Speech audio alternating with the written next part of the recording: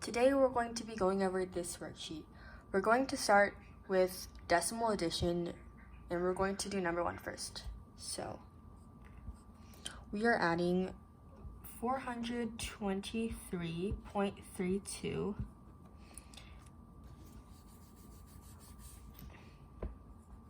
and 913.89.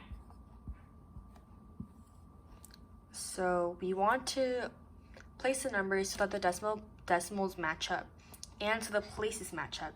For example, this is the hundreds place for both of these numbers, the tens place for both of these numbers, the ones place for both of these numbers, the tens place, and the hundreds place. So you want to match them up so that the decimals align in a straight line. So 2 plus 9 is 11, carry over the 1. 8 plus 3 is 11, plus the 1 is 12. Carry over the 1 and bring down the decimal. 3 plus 3 is 6, plus the 1 is 7, and 2 plus 1 is 3, and 4 plus 9 is 13. So our answer should be 1,337.21. We're going to go over number 2 next.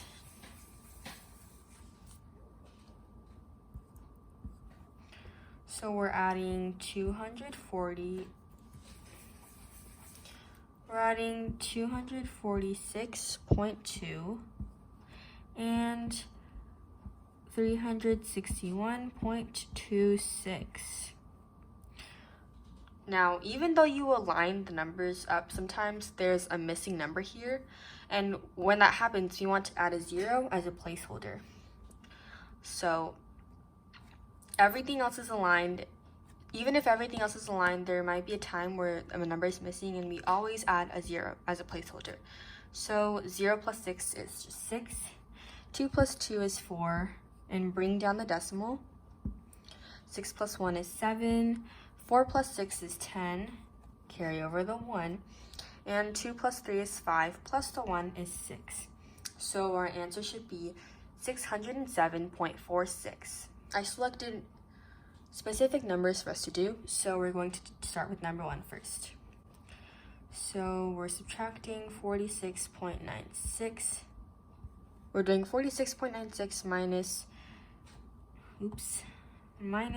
261.33. Now, when you're subtracting, you want the bigger number to come first. For addition, it doesn't matter, but when you're subtracting, you want the bigger number to come first. So because we're doing 46.96 minus 261.33, the 46.96 is a much smaller number, so we need to flip this equation. So instead of this, we're going to rewrite it to be, so the 261.33 is on the top, and the 46.96 is on the bottom. Let me write that real quick. 46.96 and 261.33. Okay. Now, because we flipped the equation, this 261.33 minus 46.96 will come out to be a positive answer, right? So, because it's going to be positive, we need to look back at the original equation. So 46.96 minus 261.33. Whenever we're doing a smaller number minus a bigger number, the answer is going to be negative, yes. But because we flipped it, this answer is going to be positive. So we need to make it so that this answer is going to be negative. So this is why we put a negative place under the line. So 3 minus 6 is, we can't do that, right? So we have to borrow from the 3. Make it a 2, make the 3 a 13, minus 6 is 9, or it's 7. Sorry. 2 minus 9, we can't do that. Borrow from the 1, make it a 0, and make the 2 a 12. 12 minus 9 is 3. Bring down the decimal. 0 minus 6, we cannot do that, so borrow from the 6, make it a 5, and make the 0 a 10. 10 minus 6 is 4. 5 minus 4 is 1. and 2 minus nothing is just 2. So we have negative 214.37. Okay, now we're going on to number 4. This one is a much easier problem because this time we're subtracting a bigger number. We're doing a bigger number minus a smaller number.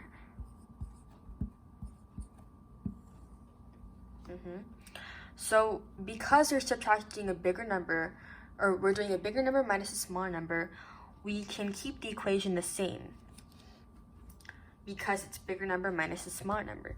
But if it's a smaller number minus a bigger number, then that's when we need to flip the equation and put the negative sign beneath the line. But because this is a bigger number minus a smaller number, we can just leave it as it is. So 7 minus 1 is just 6. 1 minus 0 is 1. Bring down the decimal. 8 minus 0 is 8. 9 minus 0 is 9. And 7 minus 2 is 5. So our answer is 598.16. That was easy, right? Okay. We're going to move on to the last section of the worksheet, which is going to be word problems.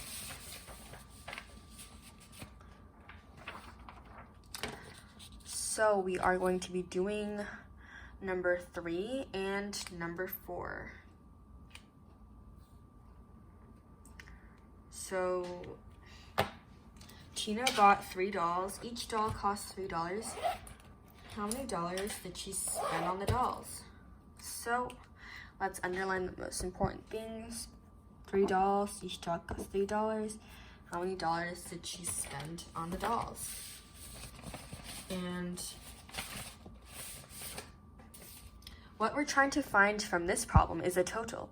How many total dollars did she spend on the dolls? So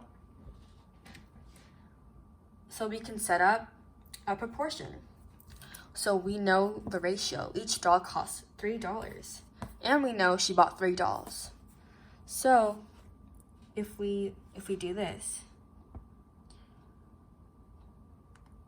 we know she bought 3 dolls, and we know the ratio. Each doll costs $3.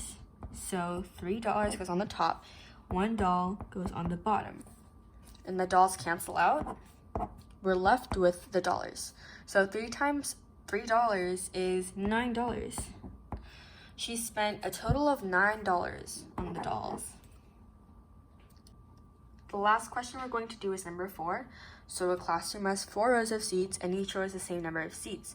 If the classroom can seat 12 people, how many seats are in each row? So this time we're trying to find the proportion. Here we already knew the proportion and we want to find the total. But this time we know the total. So the total is 12 people.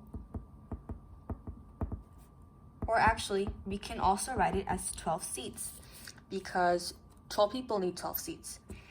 So we know the total here, and we want to find the number of seats per row.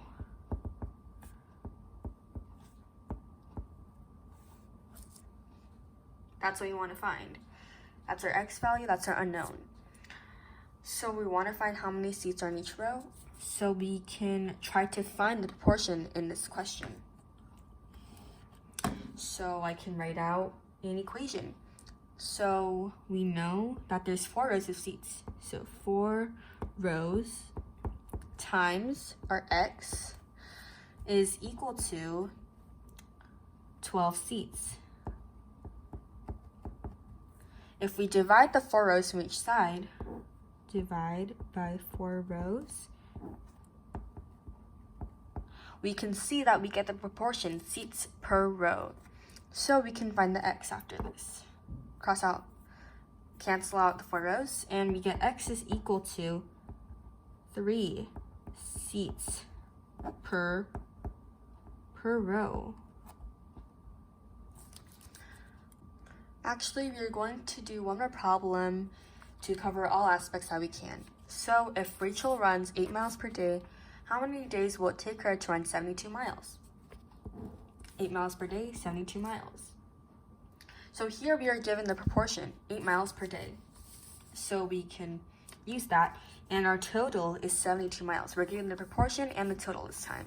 So 72 miles, that is our total. And we can multiply it by proportion. So 8 miles a day, or 1 day per 8 miles. So the miles cancel out, and you're left with 72 days divided by 8. 72 divided by 8 is 9. So we're left with 9 days. So basically, in this problem, you were given a proportion, and that is much easier if you're given a proportion, because you can just multiply that proportion by the other given that they give you. So for example, they give you the total, we can multiply the proportion by the total. We can also multiply the proportion by the part that you're given. But if you don't have a proportion and you're trying to find the proportion, for example, number 4, you go back to number 4, then it's much harder. But you can set up an equation to find the proportion if you do not have the proportion. But if you have the proportion, you can always multiply it by whatever other given value there is. Hope that was helpful. Thank you for watching.